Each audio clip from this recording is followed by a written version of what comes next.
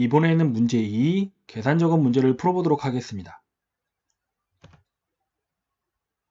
계산 작업의 첫 번째 문제는 표 1에서 방문자 수가 전체 방문자 수의 중앙값을 초과하면 인기를 표시하고 그 외에는 공백으로 비교해 표시하면 되는데요. 이 문제는 if와 미디안 함수를 사용해서 수식을 작성하면 됩니다. 그럼 이 두 함수 중에서 어떤 함수를 수식의 안쪽에 입력을 하면 되고 어떤 함수를 수식의 바깥쪽에 입력하면 되는지 확인해 보도록 하겠습니다. 이 문제처럼 두 개의 함수를 사용해서 수식을 작성해야 될 경우에는 최종적으로 입력될 값을 구하는 함수를 수식의 가장 바깥쪽에 입력해주면 됩니다. 그럼 이 문제에서 D3셀에 최종적으로 입력될 값이 무엇인지 확인해 보도록 하겠는데요.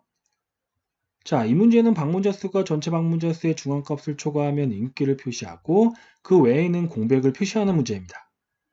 그래서 D3셀에 최종적으로 입력될 값은 방문자 수가 전체 방문자 수의 중앙값 초과 여부에 따른 인기 또는 공백이 되겠습니다. 그럼 if와 미디안 함수 중에서 조건에 맞는가? 이 문제에서 조건은 방문자 수가 전체 방문자 수의 중앙값 초과가 되겠네요. 이 조건에 맞는 값을 표시하는 함수는 if 함수입니다.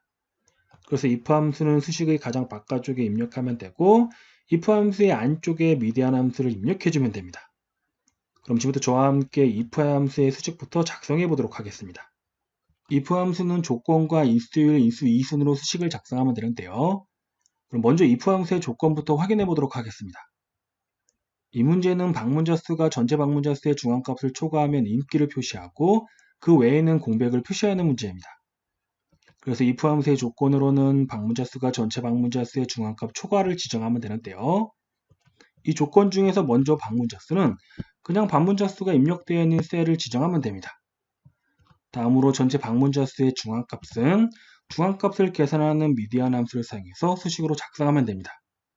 그리고 마지막으로 방문자 수와 미디안 함수 사이에 초과 기호를 입력해주면 됩니다. 그럼 이번에는 방문자 수를 확인해 보도록 하겠는데요. 자, 오른쪽에 있는 표일 그림을 보도록 하겠습니다. 오른쪽에 있는 표일 그림을 보면 현재 우리는 D3셀의 수식을 입력하고 있습니다. 그래서 사명에서 방문자 수가 어디에 있는지 확인해 보면 자, 방문자 수는 C3셀에 입력되어 있네요. 그래서 방문자 수로는 C3셀을 지정해 주면 됩니다. 다음으로는 전체 방문자 수의 중앙값을 계산하는 미디안 함수의 수식을 작성해 보도록 하겠는데요. 이 미디안 함수는 인수 1, 2순으로 수식을 작성하면 됩니다. 그럼 미디안 함수의 인수 1을 확인해 보도록 하겠는데요. 지금 미디안 함수를 사용해서 구하고자 하는 것은 전체 방문자 수의 중앙값입니다. 그래서 인수 1로는 방문자 수 영역을 지정해 주면 되는데요. 다시 오른쪽에 있는 표일 그림을 보도록 하겠습니다. 오른쪽에 있는 표일 그림 중에서 방문자 수 영역을 확인해 보면 자, 방문자 수 영역은 C3에서 C11 영역에 입력되어 있네요. 그래서 미디안 함수의 인수 1로는 방문자 수 영역인 C3에서 C11 영역을 지정해 주면 됩니다. 자, 지금까지 구한 방문자 수와 그리고 미디안 함수 수식을 자, 조건에 넣어주게 되면 지금 보는 것처럼 자, 방문자 수가 입력되어 있는 C3셀과 그리고 전체 방문자 수의 중앙값을 계산하는 미디안 함수의 수식 그리고 방문자 수와 중앙값의 가운데 초과 기호가 입력되게 됩니다. 자, 지금까지 if 함수의 조건을 확인해 보았고요. 자, 다음으로는 if 함수의 인수 1을 확인해 보도록 하겠습니다. 자, 이 if 함수의 인수 1에는 자, 조건을 만족했을 경우 표시할 값을 지정해 주면 되는데요. 이 문제는 방문자 수가 전체 방문자 수의 중앙값을 초과하면 인기를 표시하고 그 외에는 공백을 표시하는 문제입니다. 그래서 인수 1에는 조건을 만족했을 때 표시해야 될 값인 인기를 입력해 주면 되는데요. 이 인기는 문자이기 때문에 반드시 큰 따옴표로 묶어서 입력해 줘야 됩니다. 자, 다음으로는 if 함수의 인수 2를 확인해 보도록 하겠는데요. 자, if 함수의 인수 2에는 조건을 만족하지 않았을 경우 표시할 값을 지정해 주면 됩니다. 자, 이 문제에서 조건을 만족하지 않았을 경우에는 공백을 표시해 줘야 되기 때문에 자, 공백을 의미하는 큰 따옴표 2개를 직접 입력해 주면 됩니다. 자, 지금까지 if 함수의 조건과 인수 1, 인수 2를 구해 봤는데요. 자, 이것을 if 함수의 차례대로 대입하게 되면 자, 먼저 조건에 있는 방문자 수가 전체 방문자 수의 중앙값 초과를 의미하는 수식이 입력되게 되고 인수 1에는 조건을 만족했을 경우 표시해야 될 인기가, 그리고 인수 2에는 조건을 만족하지 않았을 경우 표시할 공백이 입력되게 됩니다. 그럼 다음으로는 지금 입력한 수식 중에서 절대참조로 지정해야 될 영역을 확인해 보도록 하겠습니다. 그럼 이번에는 수식 중에서 어떤 영역을 절대참조로 지정해야 되는지 확인해 보도록 하겠는데요. 자, 지금 우리는 D3셀의 수식을 입력을 했습니다. 그리고 나머지 영역에도 수식을 입력해 줘야 되는데요. 수식은 각각의 셀에 직접 입력해 둬야 되지만 보통은 D3셀의 채우기한들을 이용해서 수식을 입력을 합니다. 이때 D3셀 채우기한들을 이용해서 수식을 입력할 경우에는 자, 늘어나는 행의 값만큼 수식에서도 행의 값이 증가를 합니다. 자, 그런데 우리가 그 미디안 함수의 그 인수로 지정한 이 방문자 수 영역은 자, 어떠한 셀에 입력하든지 이 범위가 변경이 되면 안 됩니다. 그래서 변경되지 말아야 할 이 방문자 수 영역을 절대참조로 지정해 주면 되는데요. 자, 절대참조로 지정하는 방법은 범위를 블록으로 지정한 다음 F4키를 한번 눌러주면 됩니다. 참고로 지금은 제가 설명 때문에 그 절대참조를 가장 마지막에 지정을 했지만 자, 보통은 수식을 입력할 때 절대참조로 지정을 해주면 됩니다. 그래서 미디안 함수의 수식을 입력을 할 때 C3에서 C11 영역을 블록으로 지정한 다음 F4키를 한번 눌러서 절대참조로 지정해주면 됩니다. 지금까지 저와 함께 수식을 작성해 보았는데요. 그럼 이번에는 엑셀 파일로 넘어가서 지금 작성한 수식을 셀에 직접 입력해 보도록 하겠습니다. 먼저 수식을 입력할 첫 번째 셀인 D3셀을 선택을 하고 는을 입력을 합니다. 그리고 if 함수를 입력하기 위해서 알파벳 i를 입력을 하고 탭키를 눌러서 열기하로까지 입력을 합니다. 그리고 첫 번째로 지정할 것은 if 함수의 조건인데요. 이 문제는 방문자 수가 전체 방문자 수의 중앙값을 초과하면 인기를 표시하고 그 외에는 공백을 표시하는 문제입니다. 그래서 if 함수의 조건으로는 방문자 수가 전체 방문자 수의 중앙값 초과를 지정하면 되는데요. 자, 먼저 방문자 수는 왼쪽이죠. 왼쪽에 있는 C3셀을 클릭을 해서 지정을 합니다. 그리고 초과 기호를 입력한 다음 전체 방문자 수의 중앙값은 미디안 함수를 사용해서 수식으로 작성해 줘야 됩니다. 그래서 이번에는 미디안 함수를 입력하기 위해서 알파벳 M2를 입력을 하고 탭키를 눌러서 열기가로까지 입력을 합니다. 그리고 이번에는 미디안 함수의 인수를 지정해 보도록 하겠는데요. 지금 구하고 있는 것은 전체 방문자 수의 중앙값입니다. 그래서 미디안 함수의 인수로는 자, 방문자 수 전체 영역을 자, 인수로 지정해 주면 됩니다. 자, 그리고 제가 앞에서도 말씀을 드렸지만 지금 D3셀의 수식을 입력한 다음 나머지 영역은 D3셀의 채우기한들을 이용해서 수식을 입력할 예정입니다.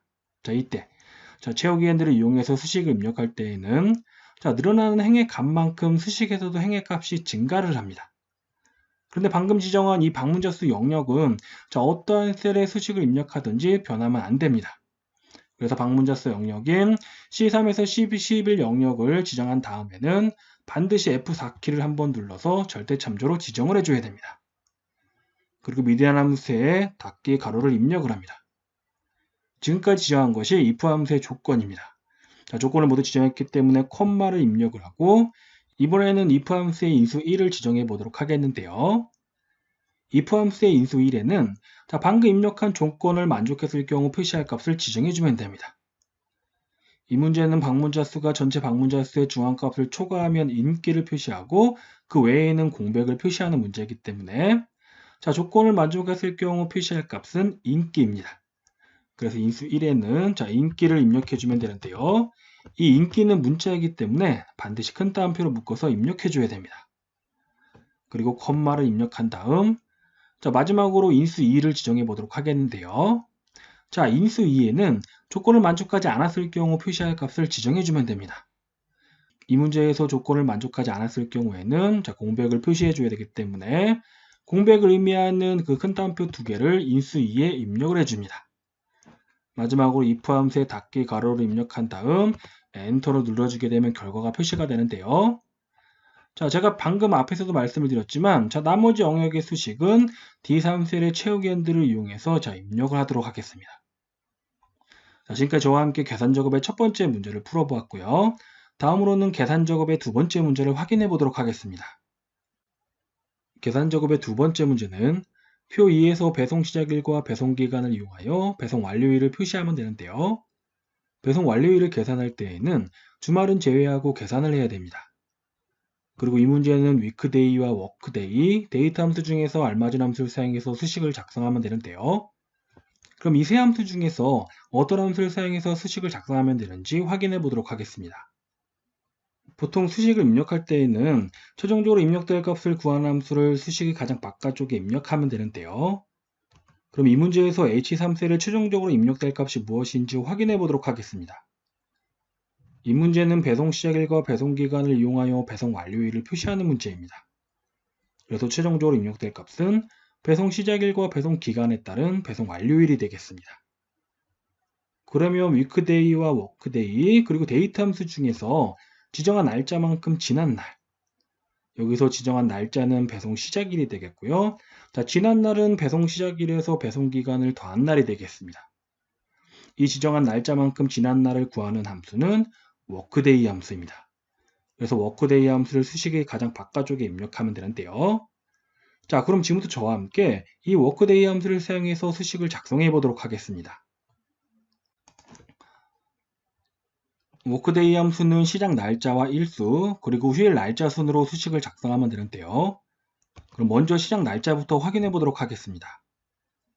이 문제는 배송 시작일과 배송 기간을 이용하여 배송 완료일을 표시하는 문제입니다. 그래서 시작 날짜로는 배송 시작일을 지정하면 되는데요. 오른쪽에 있는 표의 그림을 보도록 하겠습니다. 오른쪽에 있는 표의 그림을 보면 현재 우리는 H3셀에 수식을 입력하고 있습니다. 그래서 사명에서 배송 시작일이 어디에 있는지 확인해 보면 배송 시작일은 G3셀에 입력되어 있네요. 그래서 시작 날짜 안에는 배송 시작일이 있는 G3셀을 지정해 주면 됩니다. 다음 두 번째로 워크데이의 일수를 확인해 보도록 하겠는데요. 자, 이 일수 안에는 기간을 지정해 주면 됩니다. 이 문제는 배송 시작일과 배송 기간을 이용하여 배송 완료일을 표시하는 문제이기 때문에 일수 안에는 배송 기간을 지정해 주면 되는데요. 다시 오른쪽에 있는 표의 그림에서 배송 기간이 어디에 있는지 확인해 보면 배송 기간은 J3셀에 입력되어 있네요. 그래서 일순 안에는 배송 기간이 입력되어 있는 J3셀을 지정해 주면 되는데요. 이 J3셀을 지정한 다음에는 절대 참조를 지정해 줘야 됩니다. 절대 참조를 지정하는 이유는요. 지금 현재 우리는 H3셀의 수식을 입력하고 있습니다. 이 H3셀의 수식을 입력한 다음 나머지 영역에도 수식을 입력해 줘야 되는데요. 수식은 각각의 셀에 직접 입력해도 되지만 보통은 채우기엔들을 이용해서 수식을 입력을 합니다. 이때 H3셀의 채우기엔들을 이용해서 수식을 입력할 때에는 이 늘어나는 행의 값만큼 수식에서도 행의 값이 증가를 합니다. 그런데 이 배송기간으로 지정한 J3셀은 어떠한 셀의 수식을 입력하든지 변화하면 안 됩니다. 그래서 변하지 말아야 할 이 J3셀을 절대참조로 지정해 준 것입니다. 절대참조로 지정하는 방법은요. J3셀을 클릭한 다음 F4키를 한 번만 눌러주면 됩니다. 그럼 이제 마지막으로 휴일 날짜를 지정해 보도록 하겠는데요. 이 문제를 보면 배송 시작일과 배송 기간을 이용하여 배송 완료일을 표시하는 문제이기 때문에 문제에 주어진 휴일 날짜는 없습니다. 그래서 휴일 날짜는 생략하도록 하겠습니다. 그래서 지금까지 구한 시작 날짜와 일수를 워커데이 함수에 넣어주게 되면 지금 보는 것처럼 수식이 완성이 되는데요. 참고로 문제의 처리 조건을 보면 배송 완료일을 계산할 때 주말은 제외하고 계산하라고 했습니다. 그런데 이 워크데이 함수는 시작 날짜에서 주말과 휴일 날짜를 제외하고 일수만큼 지난 날짜를 반환하는 함수입니다. 그래서 따로 주말을 제외하는 것은 지정할 필요가 없습니다. 지금까지 저와 함께 워크데이 함수를 사용해서 수식을 작성해 보았는데요. 다음으로는 엑셀 파일로 넘어가서 지금 작성한 수식을 셀에 직접 입력해 보도록 하겠습니다. 먼저 수식을 입력할 첫 번째 셀에 있는 H3셀을 선택을 하고 눈을 입력을 합니다. 그리고 워크데이 함수를 입력하기 위해서 알파벳 W5를 입력을 하고 워크데이 함수를 선택한 다음 탭키를 눌러서 열가락까지 입력을 합니다. 그리고 첫 번째로 지정할 것은 시작 날짜인데요. 이 문제는 배송 시작일과 배송 기간을 이용해서 배송 완료일을 표시하는 문제입니다. 그래서 시작 날짜로는 배송 시작일을 지정해 주면 됩니다. 마우스를 이용해서 배송 시작일이 입력되어 있는 G3셀을 선택을 해서 시작 날짜를 지정을 해줍니다. 그리고 콤마를 입력한 다음 두 번째로 지정할 것은 일수인데요. 자, 여기서 일수는 배송기간으로 지정해주면 됩니다. 그래서 배송기간이 입력되어 있는 제3셀을 일수로 지정해줍니다. 그리고 제3셀을 일수로 지정한 다음에는 F4키를 한번 눌러서 제3셀을 절대참조로 지정해줘야 되는데요. 제가 앞에서도 말씀을 드렸지만 A3셀의 수식을 입력한 다음 나머지 영역의 수식은 이 H3셀의 채우기 핸들을 이용해서 수식을 입력할 예정입니다. 이때 채우기 핸들을 이용해서 수식을 입력할 때에는 자, 늘어나는 행의 값만큼 수식에서도 행의 값이 증가를 합니다. 그런데 이 제3셀은 어떠한 셀에 입력하든지 변하면 안 되기 때문에 절대 참조로 지정해 준 것입니다. 자, 일수로 지정했기 때문에 이제 마지막으로 휴일 날짜를 지정해 보도록 하겠는데요. 자, 이 문제는 배송 시작일과 배송 기간을 이용해서 배송 완료일을 표시하는 문제로, 자, 배송 시작일과 배송 기간 이외에는 제시된 것이 없습니다. 즉, 문제의 휴일 날짜가 제시되어 있지 않기 때문에 휴일 날짜는 생략을 하고 닫기 괄호를 입력을 합니다.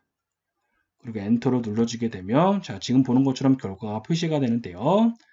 자, 나머지 영역의 그 수식들은 H3셀의 채우기 핸들을 이용해서 입력해 주도록 하겠습니다. 지금까지 저와 함께 계산 작업의 두 번째 문제를 풀어봤고요. 다음으로는 계산 작업의 세 번째 문제를 확인해 보도록 하겠습니다. 계산 작업의 세 번째 문제는 표 3에서 포인트 적립이 가장 높은 회원의 회원 코드를 A25셀에 표시하면 되는데요. 이 문제는 vlookup과 라지 함수를 사용해서 수식을 작성하면 됩니다. 그럼 이 두 함수 중에서 어떤 함수를 수식의 바깥쪽에 입력을 하면 되고 어떤 함수를 수식의 안쪽에 입력하면 되는지 확인해 보도록 하겠습니다. 이 문제처럼 두 개의 함수를 사용해서 수식을 입력해야 될 경우에는 최종적으로 입력될 값을 구하는 함수를 수식의 가장 바깥쪽에 입력하면 되는데요. 그럼 이 문제에서 A25셀에 최종적으로 입력될 값이 무엇인지 확인해 보도록 하겠습니다. 이 문제는 포인트 적립이 가장 높은 회원의 회원 코드를 표시하는 문제입니다. 그래서 최종적으로 입력될 값은 포인트 적립이 가장 높은 회원의 회원 코드가 되겠습니다. 그럼 vlookup과 라지 함수 중에서 범위에서 특정 위치의 셀값, 자, 여기서 범위는 포인트 적립 영역이 되겠고요. 그리고 특정 위치의 셀값은 가장 높은 포인트가 되겠습니다. 그래서 범위에서 특정 위치의 셀값을 찾아 표시하는 함수는 두 함수 중에서 vlookup 함수가 되겠습니다. 그래서 vlookup 함수는 수식의 가장 바깥쪽에 입력하면 되고 라지 함수는 vlookup 함수의 안쪽에 입력해주면 됩니다. 그럼 지금부터 저와 함께 vlookup 함수의 수식부터 작성해 보도록 하겠습니다. vlookup 함수는 찾을 것과 범위 그리고 열번호와 옵션 순으로 수식을 작성하면 되는데요. 그럼 먼저 찾을 값부터 지정해 보도록 하겠습니다. 이 문제는 포인트 적립이 가장 높은 회원의 회원 코드를 표시하는 문제입니다. 그래서 찾을 값으로는 가장 높은 포인트 적립을 지정하면 되는데요. 자, 이것은 직접 입력할 수는 없고 라지 함수를 사용해서 수식으로 작성해 줘야 됩니다. 그럼 이번에는 라지 함수의 수식을 작성해 보도록 하겠는데요. 라지 함수는 범위와 n번째의 순으로 수식을 작성하면 됩니다. 그럼 먼저 범위부터 확인해 보면 지금 라지 함수를 사용해서 구하고자 하는 것은 가장 높은 포인트 적립입니다. 그래서 범위로는 포인트 적립 영역을 지정하면 되는데요. 오른쪽에 있는 표상 그림을 보도록 하겠습니다. 오른쪽에 있는 표상 그림에서 포인트 적립이 어디에 있는지 확인해 보면 포인트 적립은 C15에서 C22 영역에 입력되어 있네요. 그래서 라지 함수의 범위 안에는 포인트 적립 영역인 C15에서 C22 영역을 지정하면 됩니다. 다음 두 번째로 라지 함수의 n번째를 확인해 보면 자, 지금 구하고 있는 것은 가장 높은 포인트 적립이기 때문에 자, n번째에는 가장 높은 것을 의미하는 첫 번째를 지정해 주면 됩니다. 결과적으로 n번째 안에는 자, 숫자 1을 직접 입력해 주면 됩니다. 그래서 지금까지 구한 범위와 n번째를 라지 함수에 대입하게 되면 자, 라지 함수의 범위 안에는 포인트 적립 영역이 들어가게 되고 자, n번째에는 가장 높은 것을 의미하는 숫자 1이 들어가게 됩니다. 자, 그럼 이번에는 vlookup 함수의 범위를 확인해 보도록 하겠는데요. 이 vlookup 함수의 범위로는 자, 찾을 값과 비교할 영역과 그리고 우리가 결과적으로 구할 영역을 범위로 지정해 주면 됩니다. 자, 이 문제에서 찾을 값은 자, 가장 높은 포인트 적립이기 때문에 자, 이 가장 높은 포인트 적립과 비교할 영역은 자, 포인트 적립 영역이 되겠습니다. 그리고 이 문제에서 우리가 결과적으로 구할 것은 회원 코드이기 때문에 자, 범위에 회원 코드 영역을 포함시켜 줘야 됩니다. 자, 결과적으로 브이로그 함수의 범위로는 포인트 적립과 회원 코드 영역을 지정해 주면 됩니다. 자, 포인트 적립과 회원 코드 영역은 C15에서 D22 영역이 입력되어 있기 때문에 범위 안에는 C15에서 D22 영역을 지정해 주면 됩니다. 다음 세 번째로 브이로그 함수의 열번호를 확인해 보면 이 브이로그 함수의 열번호는 자, 범위에서 우리가 결과적으로 구할 값이 들어있는 열의 위치를 지정해 주면 됩니다. 자, 이 문제에서 우리가 결과적으로 구할 값은 회원 코드이기 때문에 자, 범위에서 회원 코드의 열 위치를 지정해 주면 되는데요. 자, 다시 오른쪽에 있는 표상 그림을 보도록 하겠습니다. 자, 오른쪽에 있는 표상 그림에서 자, 범위인 포인트 적립과 회원 코드 영역에서 자, 회원 코드가 몇 번째 열에 위치해 있는지 확인해 보면 자, 첫 번째, 두 번째 위치해 있습니다. 그래서 열번호 안에는 자, 숫자 2를 직접 입력해 주면 됩니다. 그럼 이제 마지막으로 브이로그 함수의 옵션을 지정해 보도록 하겠는데요. 자, 브이로그 함수의 옵션으로는 자, true 옵션과 false 옵션이 있습니다. 자, 먼저 true 옵션부터 확인해 보면 자, 이 true 옵션은 자, 범위의 첫 번째 열에서 찾을 값과 정확하게 일치하는 값을 찾거나 자, 정확하게 일치하는 값이 없을 경우에는 찾을 값보다 크지 않은 값 중에서 가장 큰 값, 즉 근사값을 찾습니다. 좀 말이 어려운데요. 제가 구분할 수 있는 쉬운 방법을 하나 알려드릴게요. 보통 이 true 옵션을 사용하는 경우는 자, 찾을 값이 숫자일 경우입니다. 자, 찾을 값이 숫자일 경우 보통 true 옵션을 사용하는데요. 이 true 옵션을 사용할 경우에는 조건이 하나 있습니다. 그 조건은 반드시 범위의 첫 번째 열이 오름차순으로 정렬되어 있어야 됩니다. 자, 예를 들어서 자, 찾을 값이 숫자일 경우라도 자, 범위의 첫 번째 열이 오름차순으로 정렬되어 있지 않다면 이 true 옵션은 사용할 수 없습니다. 다음으로는 false 옵션을 확인해 보도록 하겠는데요. 이 false 옵션은 찾을 값이 문자일 경우에 사용을 합니다. 그리고 이 false 옵션은 자, 조건이 하나도 없습니다. 자, 그럼 이 문제에서 찾을 값을 한번 확인해 보도록 하겠는데요. 자, 이 문제에서 찾을 값은 가장 높은 포인트 적립입니다. 자, 그래서 포인트 적립 영역을 보면 자, 포인트 적립은 자, 숫자로 입력되어 있네요. 자, 숫자로 입력되어 있기 때문에 자, true 옵션을 자, 사용할 가능성이 높은데요. 자, 만약에 이 true 옵션을 사용할 경우에는 조건을 만족해야 되기 때문에 자, 범위. 이 문제에서 범위는 포인트 적립과 회원 코드 영역이죠. 이 범위 첫 번째 열에서 자, 포인트 적립 열이 되겠네요. 자, 이 열이 오름차순으로 정렬되어 있는지 한번 확인해 보도록 하겠습니다. 그래서 포인트 적립 영역을 보면 자, 50만, 60만, 40만, 뭐 10만대로 자, 오름차순으로 정렬되어 있지 않죠. 그래서 true 옵션은 사용할 수 없습니다. 그래서 결과적으로 이 문제에서 옵션은 false 옵션으로 사용해 줘야 됩니다. 자, 지금까지 저와 함께 브이로그 함수의 찾을 값과 범위, 열번호 그리고 옵션을 지정해 봤는데요. 자, 이것을 차례대로 브이로그 함수에 넣어주게 되면 자, 먼저 찾을 값 안에는 가장 높은 포인트 적립을 구하는 라지 함수가 들어가게 되고 범위 안에는 포인트 적립과 회원 코드 영역이 그리고 열번호 안에는 자, 회원 코드의 열 위치인 숫자 2가 그리고 옵션으로는 정확하게 일치하는 값을 찾는 false 옵션이 들어가게 됩니다. 지금까지 저와 함께 브이로그 함수와 라지 함수를 사용해서 수식을 작성해 보았는데요. 그럼 이번에는 엑셀 파일로 넘어가서 지금 작성한 수식을 셀에 직접 입력해 보도록 하겠습니다. 먼저 수식을 입력할 A25셀을 선택을 하고 는을 입력을 합니다. 그리고 브이로그 함수를 입력하기 위해서 알파벳 VL을 입력을 하고 탭키를 눌러서 열결호까지 입력을 합니다. 그리고 첫 번째로 지정할 것은 차리값인데요. 이 문제는 포인트 적립이 가장 높은 회원의 회원 코드를 표시하는 문제입니다. 그래서 찾을 값으로는 가장 높은 포인트 적립을 지정하면 되는데요. 이 가장 높은 포인트 적립은 직접 입력할 수는 없고 라지 함수를 사용해서 수식으로 작성해 줘야 됩니다. 그래서 찾을 값란에 라지 함수를 입력하기 위해서 알파벳 LA를 입력을 하고 탭키를 눌러서 라지 함수의 열결합까지 입력을 합니다. 그리고 이번에는 라지 함수의 범위를 지정해 보도록 하겠는데요. 지금 라지 함수를 사용해서 구하고자 하는 것은 가장 높은 포인트 적립입니다.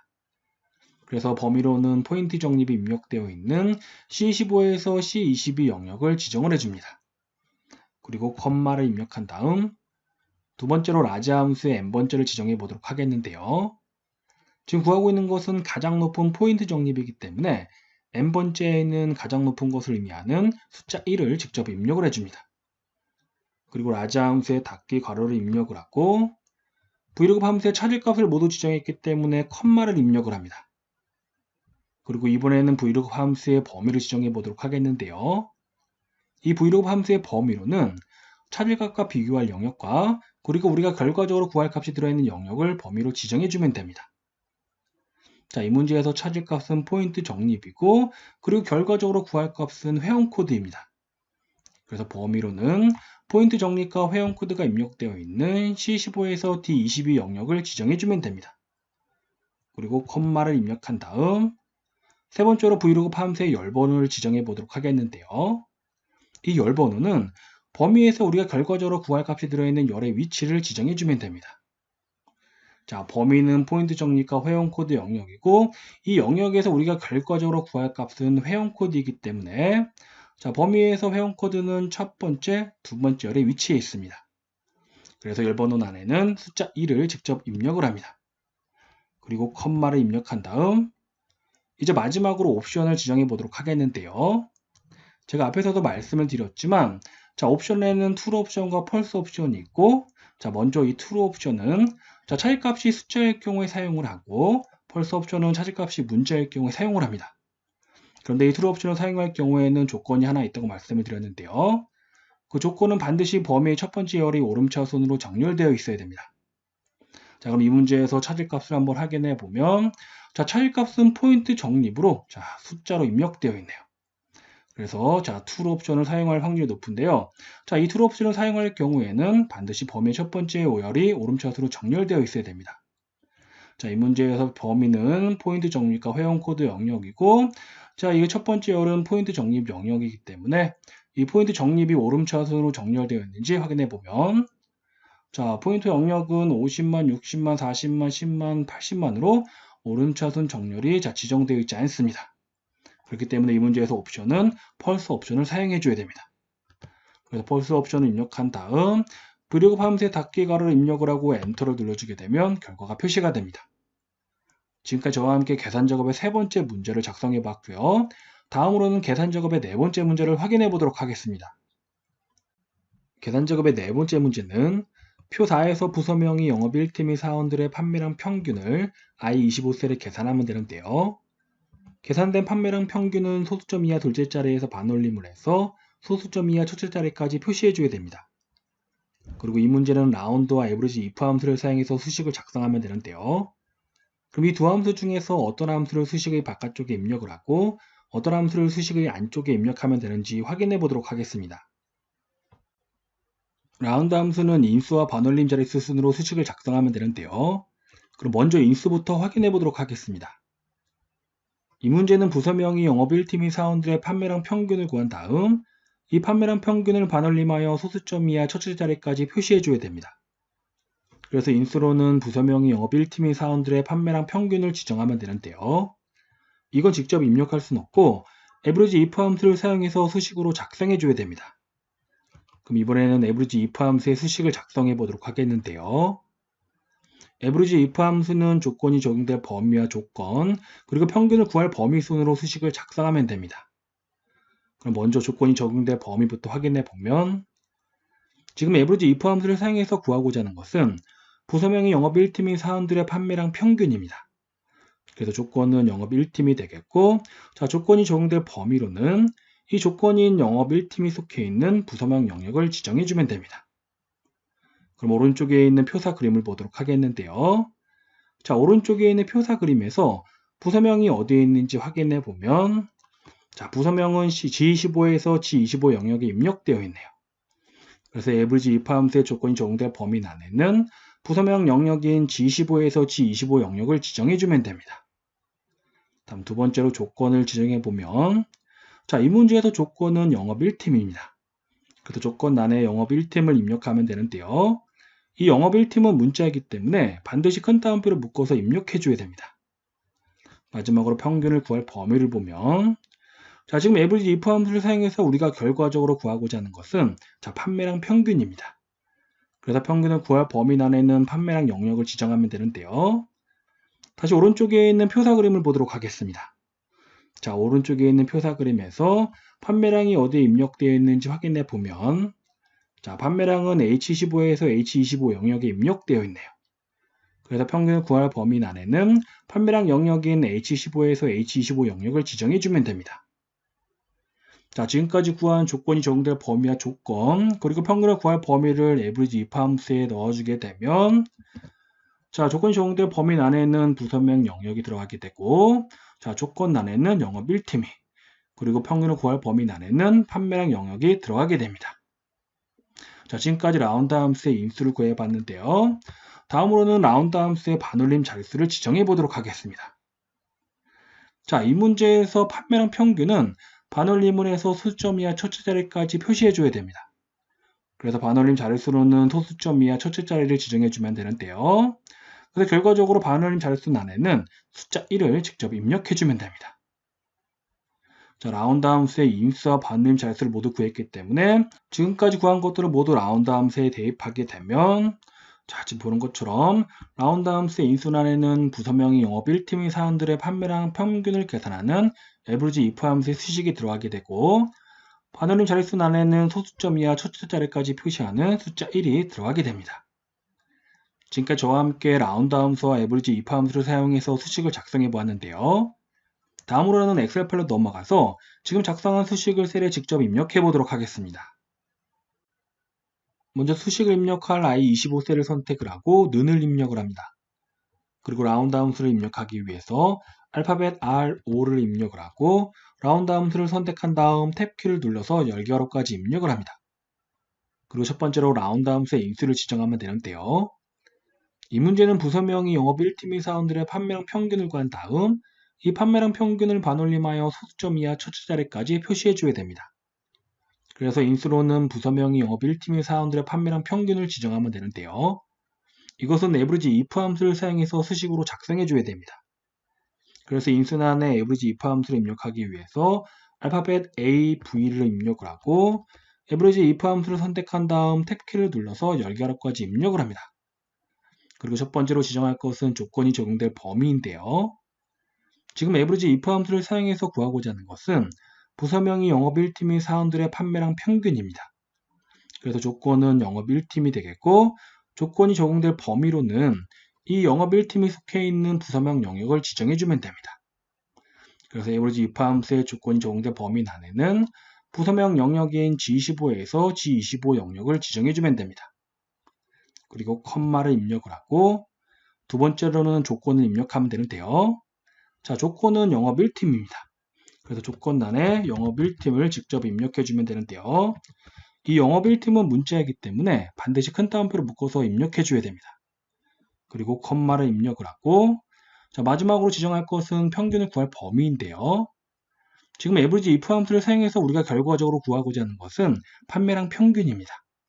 그래서 평균을 구할 범위 안에는 판매량이 입력되어 있는 H15에서 H25 영역을 지정해 주면 됩니다. 그리고 average if 함수에 닫기 가로를 입력을 합니다. 자, 지금까지 지정한 것이 라운드 함수의 인수입니다. 인수를 모두 지정했기 때문에 컴마를 입력을 하고 마지막으로 라운드 함수의 반올림 자릿수를 지정해 보도록 하겠는데요.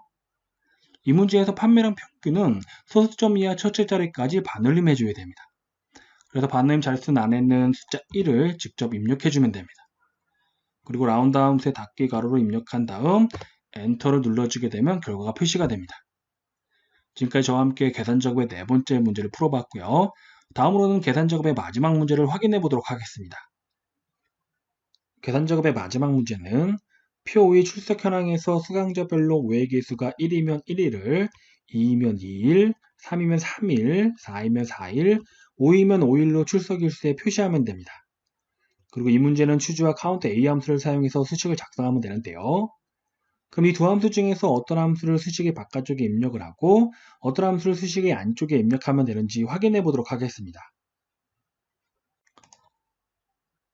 이 문제처럼 두 개의 함수를 사용해서 수식을 작성해야 될 경우에는 최종적으로 입력될 값을 구하는 함수를 수식의 가장 바깥쪽에 입력해 주면 되는데요.